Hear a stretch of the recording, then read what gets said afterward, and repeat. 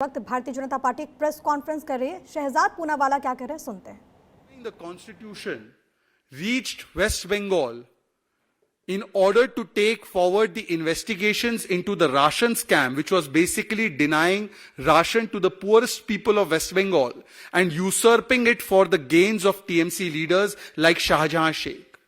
And you all remember the kind of attack that was launched on them, an attack that was sponsored, patronized and protected and organized by the TMC. वो 5 जनवरी का हमला ED की team पर जो ration scam की investigation के लिए गई थी, शाहजहां शेख जैसे लोगों को पकड़ने के लिए गई थी, उसमें किस प्रकार का हमला ईडी पर हुआ, ये हमारे मन में आज भी बहुत, मैं कहूंगा विविडली आज भी वो दर्ज है। ये तस्वीर उस समय की है, किस प्रकार से ईडी ऑफिशियल पर हमला किया गया था। आज उसी की देखा देखी एक एनआईए की टीम जब भूपति नगर पश्चिम बंगाल के ईस्ट मिदनापुर में 2022 के बॉम्ब ब्लास्ट के केस को इन्वेस्टिगेट करने के लिए पहुंचती है, जो कि एक टीएमसी के नेता के घर में हुआ था, जिसमें कि 3 लोग मारे गए थे, तब उसी प्रकार से जिस प्रकार से संदेश खाली 1.0 हुआ, संदेश खाली 2.0 करवाकर एनआईए टीम के ऊपर सुनियोजित ढंग से, ऑर्केस्ट्रेटेड और स्पॉन्सर्ड तरीके से, state sponsored, state patronise, state protected, state organised हमला करवाया जाता है, ताकि जो जांच एनआईए करना चाहती है आतंक के विषय में, ब्लास्ट के विषय में, उस आतंक की इन्वेस्टिगेशन में रोड़ा अटकाया जा सके। ठीक उसी तरीके से जिस प्रकार से संदेश खाली में भ्रष्टाचार की इन्वेस्टिगेशन में रोड़ा डालने के लिए और शाहजहां को बचाने के लिए एक सुनियोजित ढंग से हमला करवाया गया था ईडी के ऑफिशियल्स पर। और इस पूरे घटनाक्रम में आप देखिए पैटर्न वही होता है।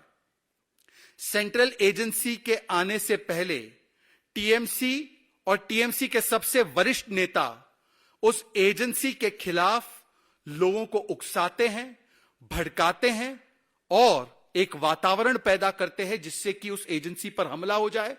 और तुरंत जैसे ही एजेंसी पर हमला होता है तो टीएमसी के सबसे वरिष्ठ नेता आकर उस हमले को जस्टिफाई करते हैं, बचाते हैं और उसके लिए अलग अलग प्रकार के कारण देकर उसे सही ठहराते हैं।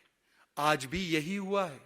संदेश खाली 2.0 से पहले, अभी 2-3 दिन पहले ममता बनर्जी जी ने एक कूच बिहार में, मतभंगा में जब वो रैली एड्रेस कर रही थी, उन्होंने केंद्रीय एजेंसीज के खिलाफ और खास करके आतंक के मामलों में जांच करने वाली एनआईए के खिलाफ पहले तो भड़काने का, हिंसा को आमंत्रित करने वाला बयान दिया।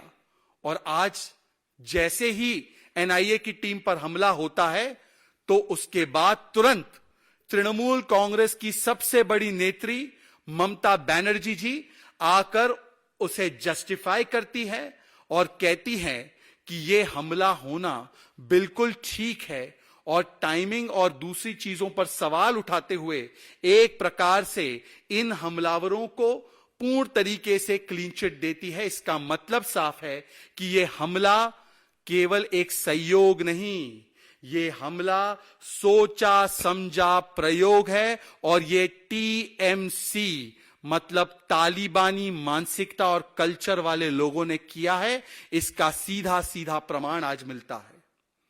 एक बात और भी स्पष्ट हो रही है ममता दीदी के कालखंड में। ममता दीदी के इस तालिबानी माइंडसेट एंड कल्चर वाले रेजीम में जो केंद्रीय एजेंसी है, उनके खिलाफ हिंसा और राजनीतिक हिंसा का इंस्टीट्यूशनलाइजेशन अर्थात संस्थागतीकरण हो चुका है, भ्रष्टाचार का इंस्टीट्यूशनलाइजेशन हो चुका है और आतंक को बचाव करने का और आतंक को संरक्षण देने का भी इंस्टीट्यूशनलाइजेशन हो चुका है। Under the regime of Mamata Banerjee it can be safely said that political violence has become institutionalised, corruption has become institutionalized and protection of radical elements has become institutionalized and state sponsored. आज मैं पूछना चाहता हूं ममता बनर्जी जी से। संदेश ये हमला नहीं, संयोग नहीं है, ये सोचा समझा प्रयोग है, ये बीजेपी कह रही है। और संदेश खाली 2.0 को जोड़ दिया है पूर्वी मेदिनीपुर घटना से भारतीय जनता पार्टी ने।